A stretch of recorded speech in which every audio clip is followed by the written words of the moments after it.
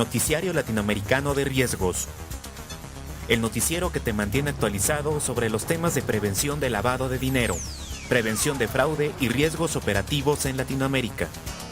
En este noticiero encontrará análisis, opinión, estudio de casos y soluciones reales a los problemas que se enfrentan en el día a día los gerentes de riesgos de los intermediarios financieros latinoamericanos. Nuestra realidad desde el punto de vista del control de riesgos operativos. Síguenos en Facebook, en Twitter y en nuestra página de internet www.migueltenorio.com.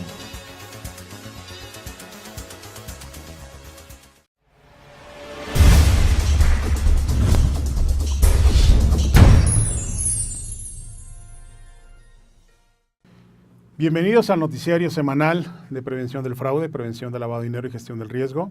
Esta semana tenemos noticias importantes que vamos a analizar para tratar de comprender cuáles son los eventos que están llevando a cabo en estos temas a nivel mundial y sobre todo cómo impacta nuestra organización, qué mejoras debemos de hacer como oficiales de cumplimiento a nuestros procesos y adecuarnos a una realidad que cada vez es más cambiante, más dinámica y sobre todo nos representa nuevos riesgos en nuestro proceso de cumplimiento.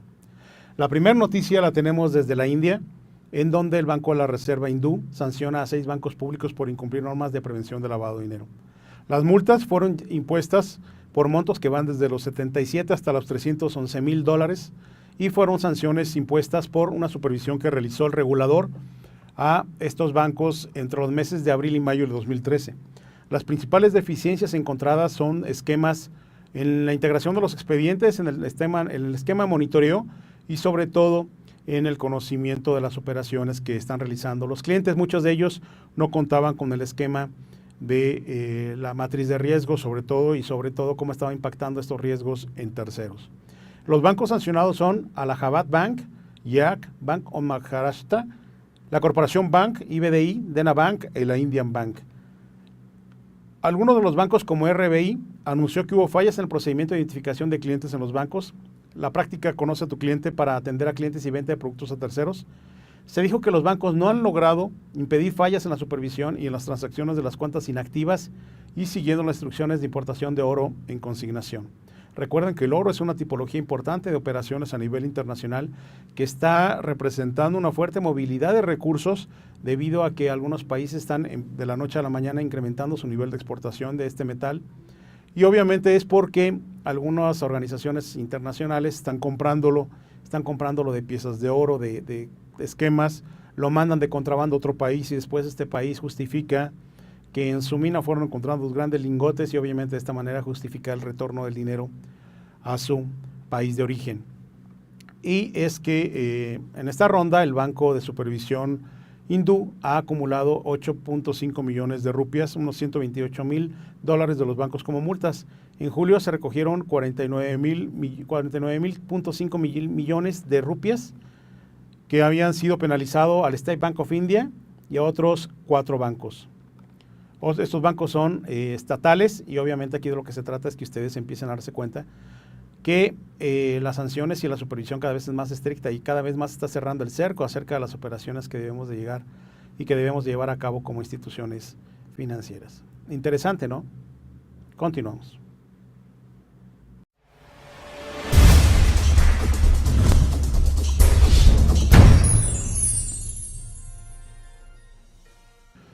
En una noticia que se refiere al manejo de casinos y aún conocido en México, se sanciona de manera millonaria a la corporación Sands por operaciones con Shen Li Yegon. Y es que el empresario mexicano de origen chino Shen Li Yegon transfirió entre el año 2006 y 2007 $45 millones al casino de Venetian en Las Vegas, con lo que se convirtió en el jugador o el mayor jugador en los términos del dinero gastado en este centro de apuestas. Por ello, la corporación Sands operaba dicho casino, aceptó pagar más de $47 millones al gobierno estadounidense luego de una investigación por lavado de dinero. Lo anterior, como parte de un acuerdo para evitar cargos por no notificar transacciones sospechosas a la autoridad. Recuerden que la sanción internacional por una operación sospechosa no reportada es el monto de la operación más la multa por no haberlo reportado. Si lo que se lavó fueran $45 millones, evidentemente la multa debió haber sido más de 45 millones. En este caso, $47 millones. Yegon está bajo la custodia de las autoridades estadounidenses en espera de la resolución de una apelación que presentaron sus abogados para evitar su extradición a México, donde enfrenta cargos por narcotráfico. La Fiscalía Federal informó en un comunicado divulgado el pasado 28 de agosto que bajo un acuerdo con la Fiscalía de Los Ángeles, la corporación Sands evitó la posibilidad de enfrentar un juicio bajo cargos de lavado de dinero por permitir a Yegon transferir millones de dólares. La ley federal requiere que los bancos y otras instituciones que manejan transferencias de dinero informen sobre transacciones sospechosas. Los fiscales dicen que el volumen de las transferencias de Yegon y la vaga fuente de los fondos debieron de haber despertado sospechas. En cierto punto, afirma el Departamento de Justicia, cuando el personal de Sands pidió a Yegon que transfiriera dinero en largas sumas en vez de cantidades pequeñas, respondió a que no quería que el gobierno supiera estas transferencias. Todas las compañías, especialmente casinos, ya han sido notificados de que las leyes antilavado de dinero de Estados Unidos aplican en todas las personas y cada corporación, aun si la compañía se arriesga a perder a su cliente más rentable, informó el fiscal André Birod Jr. en un comunicado. Un vocero de Sands, el casino Venetian, informó que el comunicado que la compañía cooperó totalmente y en el esfuerzo fue reconocido por el gobierno.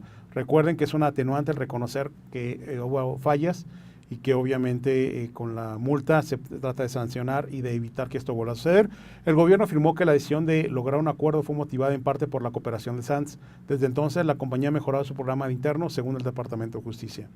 Y el director de Sands, Sheldon Adelson, es un contribuyente mayor en el tema de los políticos republicanos. Ha donado más de $30 millones para apoyar a los candidatos como el caso de Mitt Romney y unos 20 millones para Winning Our Future, una organización vinculada al ex precandidato presidencial del mismo partido republicano.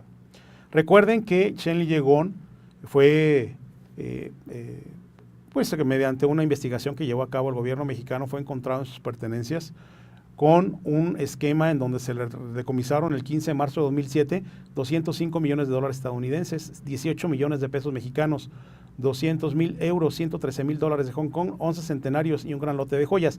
Todo esto en efectivo. Además, al empresario se le decomisaron 2 propiedades, 2 fincas y un laboratorio en construcción y 7 vehículos. Todo esto hay que recordar también que Yegon gastó más de 125 millones de dólares jugando en varios casinos pertenecientes a Sands, entre ellos el Venetian. La investigación reveló que en este mismo periodo el empresario del ramo farmacéutico perdió 84 millones de dólares jugando en ese casino, el que a su vez perdió 36.5 millones de dólares que otorgó a Yegon porque siguiera jugando. Entre el 2006 y el 2007, Yegon transfirió al casino entre bancos y casas de cambio de México 45 millones de dólares, lo que convirtió a este personaje en el jugador más importante en términos de gasto de dinero en la historia del Venetian. Yegon fue detenido por la DEA en un restaurante en Maryland y acusado en julio de 2007 por el Departamento de Justicia por la manufactura e intento de distribución de 500 gramos o más de metanfetaminas. Recuerden que México tiene una orden de extradición para que venga a cubrir una serie de acusaciones que tiene, sobre todo por el decomiso de más de 19.5 toneladas de sustancias prohibidas en el puerto Lázaro Cárdenas, el cual están vinculados directamente al domicilio que le fue incautado. Todo esto bajo una investigación que está realizando la PGR y que obviamente es uno de los casos más sonados referentes tanto al esquema de narcotráfico como al proceso de lavado de dinero. Todo es un estudio de caso. Yegon en su momento fue un empresario que fue admirado inclusive por algunos mexicanos y debido a esto, inclusive el presidente de la República en su momento, que fue Vicente Fox, le entregó de propia mano su acta de nacionalización en el año 2005. Esta información obviamente la pueden encontrar ustedes en fuentes como el internet, son noticias públicas y obviamente se van a dar cuenta de cómo es que esta persona estuvo realizando operaciones a nivel internacional para blanquear los recursos que estaba obteniendo del tráfico de productos químicos para la producción y obviamente posterior distribución de metanfetaminas. Interesante, ¿no? Continuamos.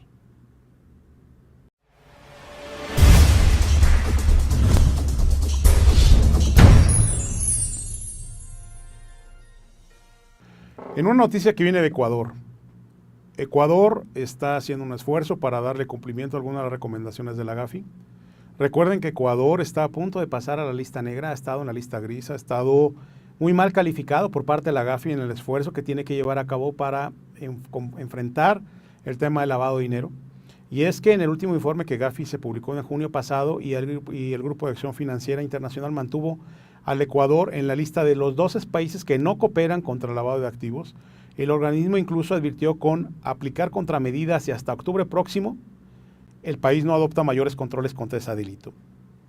En mayo del 2012, delegados del gobierno Rafael Correa se reunieron en Miami con agentes de revisión del GAFI y presentaron el proyecto del Código Penal para un progreso significativo en la lucha contra el lavado de activos. Y es que en esta situación, el Código Penal actual tienen sanciones para quienes tengan, adquieran, administren, resguarden o transporten activos de origen ilícito. El pasado 25 de agosto, el asambleísta Luis Fernando Torres, quien integra la Comisión de Justicia de la Asamblea, que analiza el proyecto del Código Penal, aseguró que la propuesta tipifica varios delitos que se encuentran en la vigente ley que reprime el lavado de activos. En su cuerpo legal, que contiene 25 artículos, se sanciona con penas de hasta 9 años por blanqueo de capitales. La máxima condena es cuando el monto de los activos ilícitos superan los $300,000 y cuando la comisión del delito presupone la asociación para delinquir a través de constitución de sociedades o empresas o en la utilización de quienes estén legalmente constituidas. Obviamente aquí hay unas deficiencias en términos de principio de persecución del delito debido a que solamente estarían buscando asociación de empresas o sociedades existentes o que fueran constituidas para tal fin. Sin embargo, las acusaciones específicas para personas naturales, para personas individuales, obviamente están de una manera muy superficiales y obviamente una de las críticas que GAFI le está haciendo al Ecuador. Este proyecto se discute en la Comisión de Justicia que aumentan penas hasta 13 años y obviamente a criterio de los ecuatorianos, hago la aclaración, ellos tienen leyes que pudieran ser aplicables y que son muy estrictas en temas de prevención del lavado de dinero. Y es que existe un convenio suscrito entre el Banco Central del Ecuador y su similar de Irán, que obviamente pone temas sobre la mesa complicados para efectos de la comodidad de los demás países que colaboran en términos de prevención del lavado de dinero y sobre todo el tema del financiamiento del terrorismo, debido a que, como todos lo sabemos, Irán se considera uno de los países con más que apoyan el terrorismo y obviamente cualquier operación que pudiera llevarse a cabo con ese país conlleva una calificación de riesgo mayor para cualquier intermediario o cualquier jurisdicción en el mundo. Este esquema, obviamente, Ecuador tiene políticas en temas de prevención del lavado de dinero tan ilógicas como el hecho de que la unidad de inteligencia financiera tenga que autorizar a una persona para poder llevar a cabo una capacitación en el país. Y esto se los comento por experiencia personal. Hemos realizado algunos eventos en el Ecuador y en una ocasión nos quisieron frenar la capacitación, algo que obviamente afortunadamente no sucedió, debido a que la unidad de inteligencia financiera no nos había hecho llegar la carta de autorización para llevar a cabo el proceso de capacitación. En el Ecuador, ustedes para poder llevar a cabo esta capacitación tienen que demostrar que la persona que va a dar la instrucción es una persona con experiencia suficiente y conocimientos para poder llevarla a cabo. Hasta ahí no hay ningún problema. Pero en un país, por ejemplo, como México, ¿cómo podría llevar a cabo la unidad de inteligencia financiera la autorización de los cursos internos de los empleados? O la proliferación de cursos que están llevando a cabo a nivel nacional por el tema de entrar en la nueva ley para identificar y prevenir operaciones con recursos de procedencia ilícita. Esta medida, aunque pareciera ser estricta, realmente está siendo un esquema que no está facilitando, no está siendo efectiva en la facilitar la capacitación o entrenamiento del personal para evitar esquemas de lavado de dinero. Esos son los esquemas en los cuales estamos platicando y obviamente estamos tratando de que a nivel internacional pues el Ecuador se incluya en este esfuerzo internacional para que podamos evitar el lavado de dinero.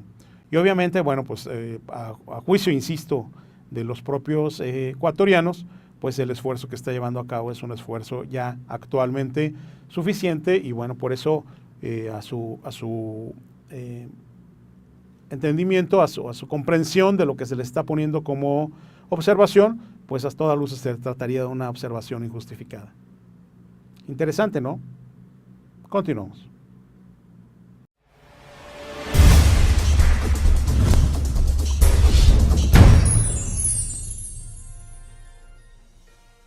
JP Morgan, en una noticia que proviene de Estados Unidos, JP Morgan Chase & Company, suspende el negocio de banco corresponsal tras deficiencias en lavado de dinero.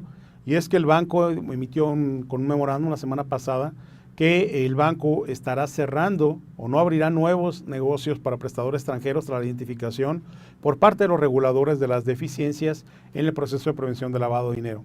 Y es que la oficina del controlador de cambios emitió una orden en enero después de descubrir que el banco tenía un sistema inadecuado de controles internos y de testeo independiente para el cumplimiento antilavado.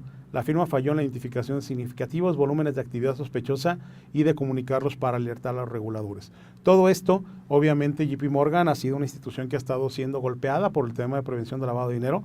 Cada vez más está dando cuenta la autoridad acerca de cuáles son las deficiencias, está yendo más a fondo. Si se fijan ustedes, al analizar este tipo de noticias tenemos que entender las dos dimensiones de una supervisión, la amplitud y la profundidad, hasta dónde están abarcando los servicios en la supervisión y sobre todo qué tan a fondo se están metiendo en el esquema de supervisión para identificar estas deficiencias. Obviamente cada vez más el propio regulador, el propio supervisor están encontrando la identificación de las operaciones que pudieran ser riesgosas y recuerden que la autoridad, como lo hemos comentado en muchas ocasiones en este noticiero, la autoridad tiene la ventaja que conoce toda la película, no solamente una parte. Entonces eso los pone a ustedes como una operación vulnerable y obviamente es recomendable que ustedes pongan un esfuerzo no solamente razonable, sino suficiente y eficaz para identificar este tipo de operaciones y sobre todo que ante una auditoría puedan justificar ustedes el movimiento que hayan realizado. Interesante, ¿no? Continuamos.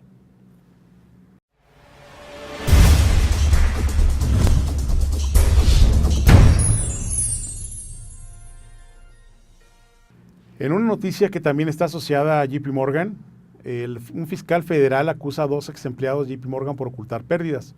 Y es que la Fiscalía Federal de Estados Unidos acusó formalmente el pasado 14 de agosto a 2 ex empleados del banco JP Morgan Chase, el español Javier Martín Artajo y el francés Julien Grout, de ocultar parte de las pérdidas de más de 6,000 millones de dólares en sus operaciones financieras en Londres. Todo esto ha sido basado en una investigación que realizó el supervisor al haber encontrado que estos 2 acusados escondieron la importancia de las pérdidas causadas por operaciones y posiciones arriesgadas en el mercado de productos de derivados, según afirma el fiscal federal del Distrito Sur de Nueva York en una rueda de prensa en la que discutió el caso. Y es que ambos operadores, uno de 49 y otro de 35 años, han sido acusados formalmente por fraude, falsificación de documentos bancarios y contribución a documentos originales falsos. Además, también han sido acusados de conspiración para cometer todos esos delitos, según afirman las investigaciones oficiales que inculparon a estos 2 acusados. El caso de ser declarados culpables tendría una multa millonaria y obviamente una pena de cárcel por más de 65 años. 5 por conspiración y 20 por cada una de las 3 acusaciones que tienen, así como una sanción económica que podría totalizar el doble de las pérdidas generadas. Estamos hablando que si las pérdidas son 6,000 millones de dólares, piensen ustedes en la sanción y la multa que pudiera haber. Según la prensa estadounidense, ambos fueron cesados en agosto de 2012 y dejaron la entidad después. Y es que todo este proceso se llevó a cabo con una investigación. La acusación más formal que también están haciendo por parte del fiscal es que los 2 acusados mintieron de forma deliberada y repetida durante los primeros meses del año sobre el valor de los productos financieros complejos en la oficina de inversiones de JP Morgan Chase a fin de ocultar la pérdida acumulada que se tenía. Además, el fiscal recordó que en este banco, el mayor de los Estados Unidos por volumen de activos, no realizó una supervisión adecuada en las operaciones de su oficina de inversiones en Londres, ya que el grupo encargado de ello no era independiente ni riguroso y además estaba constituido por una sola persona. Obviamente lo que habíamos platicado, la ceguera intencional, es un esquema evidente cuando en una organización ponen tan pocos recursos para poder llevar a cabo la verificación de la operación y obviamente se trata de entidades de alto riesgo. Esta situación que se llevó a cabo en el JP Morgan también sucedió, recuerden, en el caso del banco en Estados Unidos, Wachovia, que se trata también de un tema en donde las encargados de operar y de supervisar las operaciones eran realmente insuficientes para llevar a cabo el monitoreo de las operaciones. Al cabo de varios meses, la diferencia entre las pérdidas reales y las declaradas ascendió a 767 millones de dólares. Y es que ambos estaban conscientes de que estaban manipulando las cuentas que ya tenían una contabilidad separada. Las cuentas maquilladas acabaron integradas en el informe financiero trimestral del banco y también en los registros de la Comisión del Mercado de Valores, obviamente ante una supervisión y un escrutinio internacional en la bolsa en este caso de Londres, pues provocó que estos instrumentos fueran complejos, exóticos y obviamente sujetos de investigación. Más allá de su alcance intrínseco, el caso se ha convertido en un ejemplo de la actuación de las autoridades estadounidenses de la justicia para los excesos de las entidades financieras, una política que comenzó en la investigación de muchas políticas de alto riesgo previstas en la reciente crisis. Y obviamente todo esto está siendo apoyado por investigaciones inclusive del FBI. ¿Qué es lo que tenemos que hacer nosotros como oficiales de cumplimiento en estos casos? Bueno, pues garantizar que la gente que se va a encargar de monitorear las operaciones de nuestros compañeros de trabajo que están en el área de negocios, no haya ninguna zona, ningún área que haya sido subestimada en el tema de monitoreo y sobre todo establecer mecanismos que garanticen que la información que se está presentando sea relevante, oportuna, transparente y veraz. Todo esto obviamente tiene que ver con el tema de prevención de fraude, obviamente son esquemas que están montados sobre el mismo modelo de prevención de gestión de riesgo operativo y que la recomendación que les hacemos a ustedes reiteradamente es que establezcan una integración de todos para que puedan llevar a cabo las operaciones de una manera adecuada. Interesante, ¿no? Continuamos.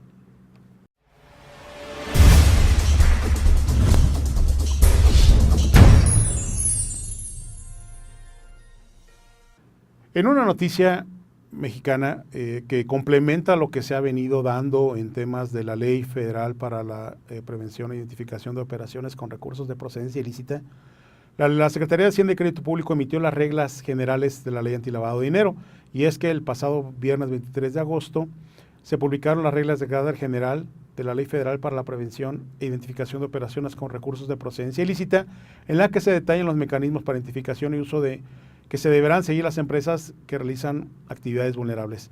Y es que de entrada los sujetos obligados a la norma, es decir, las empresas inmobiliarias, notarios, vendedores de autos, joyeros, galerías de arte, consorcios de emisores de tarjeta prepagada, todos ellos van a tener que presentar la información de manera electrónica mediante un trámite que se hará en el Servicio de Administración Tributaria, o SAT, que expedirá un acuse de recibo de la alta. Todo esto se hará llevando a cabo con la FIEL, que es el Registro Federal de Contribuyentes, una firma electrónica, y esta FIEL será la que les permitirá a ustedes registrar la entidad. Todo esto se tendrá que llevar a cabo mediante una alta en la página y tendrán que presentar algunos documentos, entre ellos, obviamente, los datos del apoderado, están tratándose de una persona moral, la fecha de nacimiento, la actividad, el domicilio particular de residencia, los números telefónicos en donde se les pueda localizar, correo electrónico, la clave de la CUR, por los datos de identificación, comprobante de domicilio y constancia que acredite que realiza una actividad vulnerable, y obviamente en caso de una persona moral, también la copia del poder expedido por un fedatario público en donde se dé a conocer todo esto.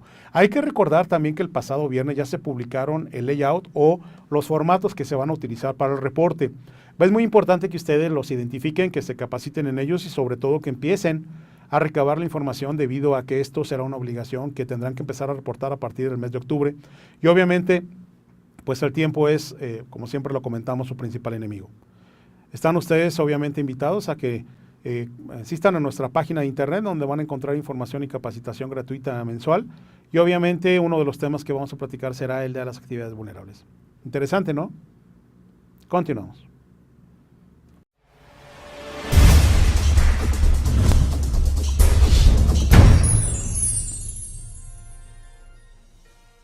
Las noticias de esta semana sin duda representan la tendencia que lleva a nivel mundial el tema de prevención del lavado de dinero. Tuvimos entre ellas el Ecuador, que todavía no ha terminado de entender cuál es lo que espera la comunidad internacional acerca de sus operaciones y su actitud ante el tema de prevención del lavado de dinero. Tenemos bancos grandes, corporaciones importantes que están siendo sancionadas por no tener un modelo de prevención del lavado de dinero adecuado. Tenemos fraudes internos, como el caso de las dos personas de JP Morgan que están siendo acusadas por falsedad de información y delitos como entidad financiera. Tenemos casos de la ley que se está publicando en México para reforzar el esquema de operaciones con recursos de procedencia ilícita, y obviamente todo esto debe abonar a que ustedes, como oficiales de cumplimiento encargados del cumplimiento, pues tengan mecanismos y herramientas más adecuadas para su debido proceso. Es importante que retroalimenten este noticiero. Es un noticiero y un esfuerzo realizado para ustedes, y sobre todo que nos hagan llegar sus inquietudes y comentarios. Nuestra página www.migueltenorio.com, www.ecoaicc.com.mx, www.profin.mx y nuestros correos electrónicos, Facebook, Twitter. Síganos, Le estamos proporcionando información continua acerca de la evolución que tienen las notas y sobre todo la legislación nacional e internacional. Y obviamente todo esto representa una oportunidad para ustedes y una oportunidad para nosotros para mantener la comunicación abierta y que esto realmente fortalezca el mecanismo de prevención de lavado de dinero y financiamiento del terrorismo. Agradecemos su atención y esperamos verlos en la próxima sesión del noticiario latinoamericano de gestión de riesgo, prevención de lavado de dinero y prevención del fraude. Muchas gracias y hasta pronto.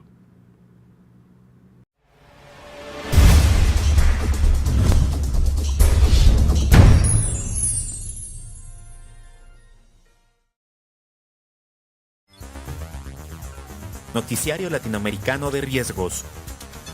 El noticiero que te mantiene actualizado sobre los temas de prevención de lavado de dinero, prevención de fraude y riesgos operativos en Latinoamérica.